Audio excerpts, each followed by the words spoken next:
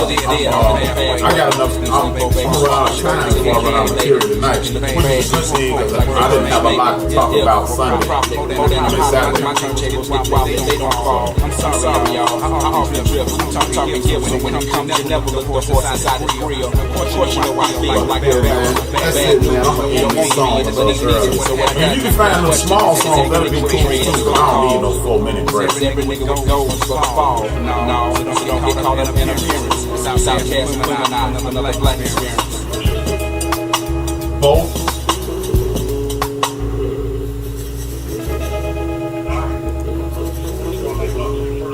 Okay. Yeah. Because I'm finna fade this one out now. I'll holler at you after the show.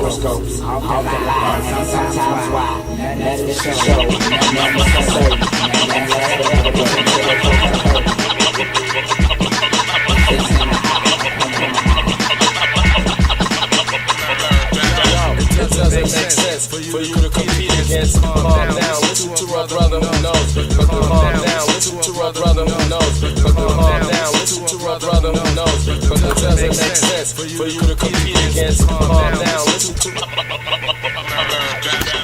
America's Best. Once again, I want to thank everybody for tuning in, listen to the portion with Stace, man. Thank, big up to Stace, man. Much love to Stace.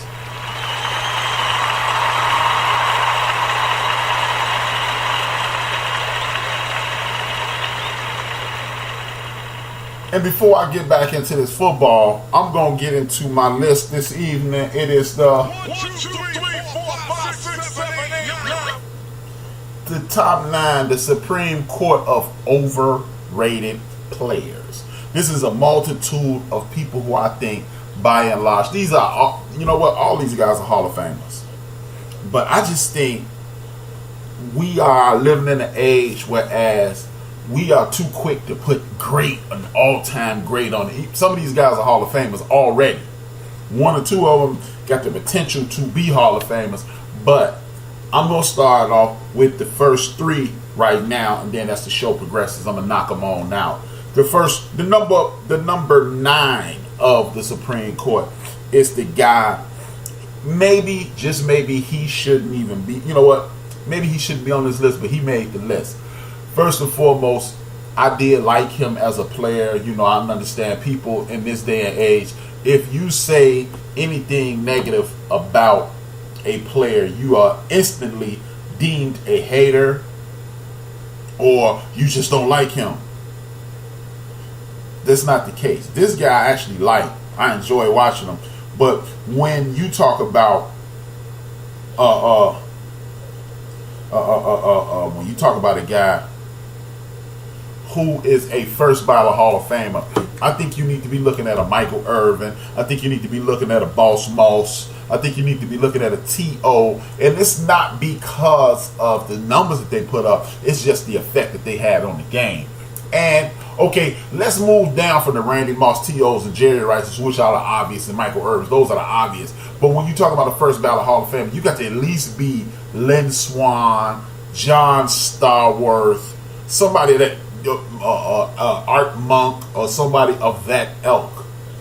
This guy is the number 1 guy. I'm a number 9 guy, and the most overrated players in the history of sports. This is the Supreme Court of overrated players. I'm gonna go with the homie Steve Largent. Steve Largent retired with every prominent receiving record: most catches, most yards, most consecutive games with a catch, so forth and so on. But at the end of the day, even though it wasn't a pass-happy era, at no point was Steve Largent ever the best receiver in the league. At no point was Steve Largent the guy that you game plan against with Seattle. Now, mind you, he didn't have a big-time quarterback and all those, those caveats that you could throw in there. But at the end of the day, Steve Largent didn't jump off the screen. Tim Brown jumped off the screen. He didn't have a lot of quarterbacks either. Chris Carter jumped off the screen. They all of their numbers eclipsed his. Now, Chris Carter and Tim Brown, they came in an era where they were right as the league was, quote unquote, air quotes, transitioning into a passing league. But I don't think Steve Largent was better than a dude who's not even in the Hall of Fame. which is a guy he's a Dallas Cowboy by the name of Drew Pearson. That's a whole nother conversation. But I don't think Steve Largent was better than Drew Pearson, whose career was cut short due to an auto accident. So when you looking at the most overrated players in the Hall of Fame of all time, I'm forced to throw the homie Steve Largent in there. Number eight is a guy by the name of Kevin Love. I know Kevin Love isn't thank you, Kim totally agrees. Thank you, Kim. Well, number 8. Y'all gonna be disappointed. Well, y'all not gonna be disappointed in this one. Number 8, Kevin Love. When you hear the name Kevin Love, let's remove the manic depressive thing, because that has nothing to do with this game. I know I feel for Kevin Love for telling people that, because now that's gonna follow him around like being musty at a party. That's what they're gonna talk about first. No matter how much fun you had at the party, they always say, hey, remember that dude who was musty. Kevin Love telling people that he has anxiety and struggles with depression. It's going to be talked about before his game. Kevin Love was a solid pro. Kevin Love put up big stats, but stats in the world of the end of the bench, stats don't cut it. Stats just don't cut it. Kevin Love was in Minnesota for a number of years, and he put up big time numbers. I can remember Kevin Love had a bunch of 30-20 games. The last time you was talking about a guy with 30-20 games was one Moses Malone, arguably one of the greatest centers of all time. Something that people don't talk about enough, if you ask me. But Moses Malone was doing that. When he did that in 1981, not only did he lead his team to the finals, he ended up beating Kareem, Magic, and the Lakers, losing ultimately to Larry Bird and the Boston Celtics, but he still got to the NBA Finals. With that being said, Kevin Love wasn't even sniffing the playoffs. So now you hear the talk of Kevin Love, when you look at his numbers, see, this is why you cannot, I repeat, you cannot solely look at numbers when you're talking about Hall of Fame. Hall of Fame is effect on the game, dominance on the game, imposing your will on the game. I always, since everybody else does it, I always use the great Michael Jordan as an example with this. Michael Jordan winning one NBA title would still be one of the greatest ball players ever. He could dribble with both hands. He was good off the dribble with both hands. He was a great defender. He was a solid passer. He moved from no jumper from solid jumper to flame on. When he lost all that bounce, when he just became a regularly gifted athletic person, he went to the post and became the small shooting guard version of Hakeem Olajuwon with the footwork up and under the fadeaway. Mike was dope all the way around. And when you look at Mike, when Mike stepped on the floor, you had a chance to make the playoffs. You could talk about weak East, weak West. Y'all know how I feel about that. That's some nonsense. I ain't trying to hear. Kevin Love is the number 8 dude on this list. A dude who was Kevin Love's teammate is the next guy. I have a problem when people talk about handle and scoring prowess and things of that nature. There's no doubt that this is one of the most gifted offensive players in modern time. In this new NBA, he's widely known as the person with the best handle. This dude got one of the best jumpers in the league, spot up or pull up. He dominates offensively, but he's not a difference maker. I don't think he's a difference maker. He's Kyrie Irving. Kyrie Irving is a great basketball player. There's no doubt about it. But when you are picked number 1 in the draft, you can't stay healthy, and you have this excellent skill set.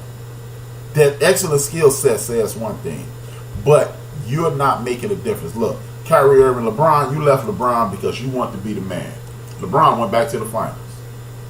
Kyrie Irving, you went to Boston. They traded you to Boston. They started off red hot. The best player on the team, one of the best players on the team gets hurt. Y'all keep it going. But you were hurt consistently throughout the year, and they made it to Game 7 of the conference final with a bunch of young boys.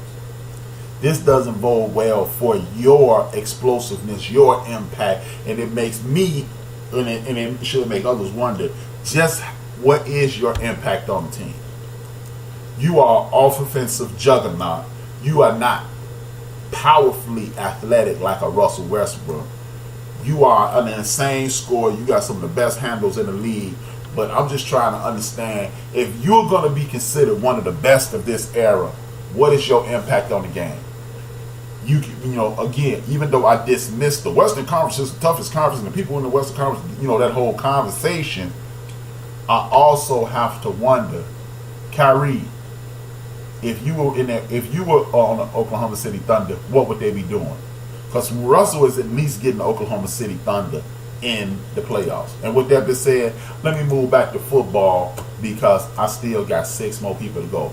And with football, you got San Francisco 49ers versus the Minnesota Vikings. The Minnesota Vikings, over the last few years, and really for the last 25, 30 years, I'm not going to lie, they've had some of the best defenders in the league. Joey Browner, the Williams boys, the guys that they, the big boy from Kansas City. He went to Kansas City.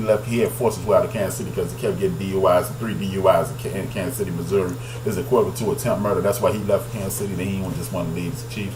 But Allen, his name was Allen, defensive end Allen. So Minnesota has consistently had solid defense. They have one of the best defensive minded coaches in the league. And Zimmerman, they were killing last year. They were killing this year. And they even made statement of the quarterback they were playing against this week, handed him his first loss of his career, Jimmy Garoppolo. They said he was shook. Now, he could have been shook because he's never seen that type of pressure at him, or he could have just been shook because he was overwhelmed. We won't know, because Minnesota shut them down 16-24. The Minnesota Vikings did that thing. Kirk Cousins looked like a $82 million quarterback for a little while, and as the game went on, he started looking like Kirk Cousins. That's going to be something we're going to have to keep our eye on. I don't trust Kirk Cousins. Anybody who knows me knows I don't trust Kirk Cousins. I'm not really trying to hear that nonsense he's talking, and we're going to keep it moving to the New England Patriots and the Houston Texans. Now, I'm going to talk a little bit about the homie Bill Belichick. When you talk about Bill Belichick, you can't do anything but talk about excellence at the coaching position. There is nothing else to talk about when you're talking about Bill Belichick. I mean, this is a dude, you know, you got guys like Skip Bayless keep bringing up, oh, well, he was with the other team, he didn't do this, and without Tom Brady, yak, blah, blah, blah. Now, one thing I do know is this. Bill Belichick won 11 games without Tom Brady. We've never seen Tom Brady do anything without Bill Belichick. He couldn't even beat out Brian Griese in college with Bill Belichick. Is that a slight against Tom Brady? Hell no, it's not a slight against Tom Brady. But if you're going to discredit somebody, you're going to be forced to give the credit to the coach, because we've seen the coach kick ass and take names without Tom. So that's neither here nor there. One of the things that I always look at when you are talking about a great coach, though, is the people who come up under you, how well do they coach once they leave you? For example, Bill Parcells. When you look at Bill Parcells, you look at his coaches. Bill Belichick, Tom Coughlin, Al Groh, and these guys. Every time they go somewhere, they continue to excel. Sean Payton. These are all 3 guys who came up under Bill Parcells, and guess what they all have in common? They all won a Super Bowl. But when you look at coaches that I like, Bill Belichick, Jimmy Johnson, none of their coaches seem to excel. Romeo Crennel, my man who went to Notre Dame, I can't think his name, and the dude down in O'Brien down there, and the 2 offensive coordinator, Haley and Healy, Todd Haley, and you know, these guys are not doing well after they leave Bill Belichick's tutelage.